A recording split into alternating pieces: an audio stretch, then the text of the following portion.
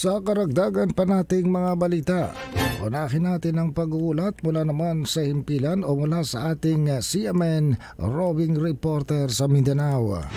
CMN Live Nationwide. Willie Boy Ramos, magandang araw sa iyo. Magandang araw din, Ariel. Magandang araw, Pilipinas. Mayong adlaw, mga taga Mindanao. Karagdagang 16 na mga teroristang Bangsamoro Islamic Freedom Fighters Dawla Islamiyah sa Maguindanao del Sur ang sumuko sa 601st Infantry Brigade sa isang seremonya na ginanap sa 6th Infantry Battalion sa kanilang headquarters sa may barangay Buayan, Datupiang, Maguindanao del Sur.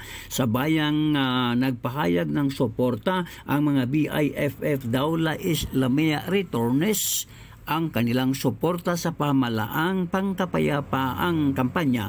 Kilala ang Dawla Islamiyah sa pangingikil ng pira sa mga Moro ayon pa kay 6th Infantry Division at Joint Exploration Central Commanding Officer Brigadier General Donald Gomeran at inaming may mga natitira pang mga teroristang Bangsamoro Islamic Freedom Fighters Dawla Islamiyah at inaasahan ng naturang general na susuko din ang mga ito sa darating na araw.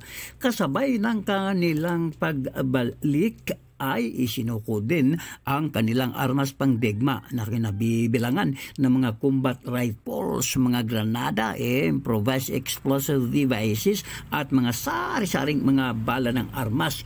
Kung balikan, may mga nauna ng mga BIFF Dawla Islamiyah ang nagsipagsuko sa Central Mindanao dahil sa nawawalan na ang mga ito ng suporta mula sa komunidad at ayaw na rin tangkilikin ng komunidad ang buhay terorista. Well, Ramos, CMN roving reporter ng Mindanao Radyo Kalikasan Ningong City Base na gulat ng live para sa CMN Pilipinas.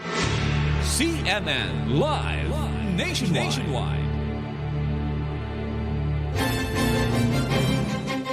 Maraming salamat, Willie Boy Ramos, ang ating CMN roving reporter sa Mindanao. Samantala,